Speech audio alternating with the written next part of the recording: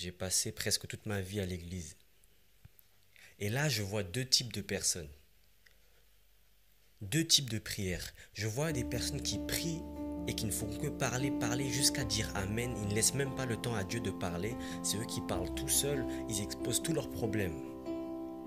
Et puis j'ai vu une autre catégorie de personnes. J'ai vu des personnes qui priaient, mais qui arrivaient aussi à être équilibrées. C'est-à-dire que eux, lorsqu'ils priaient, ils arrivaient à un temps où ils restaient silencieux, où ils ne parlaient pas. Il m'est arrivé moi aussi des fois de prier pendant 10-15 minutes et puis après j'avais plus rien à dire. Même à l'église ça m'arrive de prier quelques minutes et puis j'ai rien à dire. Je vois autour de moi des personnes qui prient, ils sont à fond etc. Mais moi j'ai plus rien à dire. Je croyais que j'avais un problème. Je croyais que j'avais un souci spirituel. Que je n'avais pas assez d'endurance de prière. Mais après Dieu m'a fait comprendre. Dieu m'a appris que pour entendre sa voix il faut savoir se taire et écouter.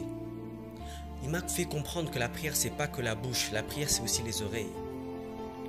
Parce qu'en réalité c'est pas ta prière à Dieu qui est importante, c'est la réponse que tu reçois de Dieu qui est importante. Mais si maintenant la réponse que tu reçois de Dieu est importante, pourquoi il n'y a que toi qui parles dans la prière? Parce que celui qui pose la question à quelqu'un ne parle pas beaucoup. Parce que celui qui pose une question attend la réponse. La Bible dit dans l'Apocalypse que ceux qui ont des oreilles entendent ce que l'Esprit dit aux églises. Pour entendre avec tes oreilles ce que l'Esprit dit aux églises, il faut se taire. Lorsque Élie était sur la montagne, si Élie était trop agité,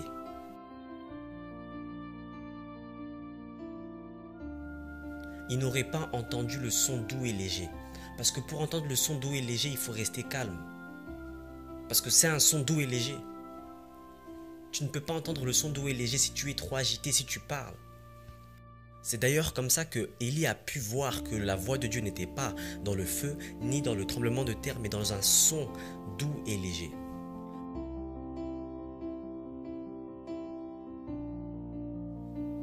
Aujourd'hui, les chrétiens n'arrivent plus à distinguer la voix du diable, notre voix à nous, et la voix de Dieu.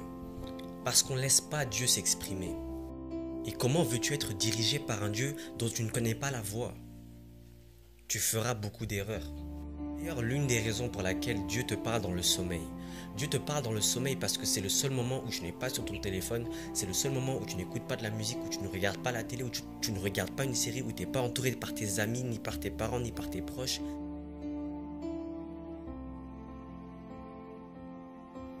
Mais Dieu veut intervenir aussi lorsque tu pries. Voilà pourquoi il faut savoir aussi se taire lorsque tu pries. Donc j'aimerais dire à ces personnes-là qui ne se sentent pas assez spirituelles lorsqu'ils ne prient que 10 minutes, c'est pas grave, restez calme. Oui, parce que certains croient que parce qu'ils ont prié que 15 minutes et qu'ils n'ont plus rien à dire, qu'ils ne sont pas assez spirituels. C'est faux. On nous enseigne trop comment nous s'adresser à Dieu, comment lui parler. Mais on ne nous enseigne pas assez comment entendre et recevoir de lui. Et pour recevoir de lui, il faut se taire.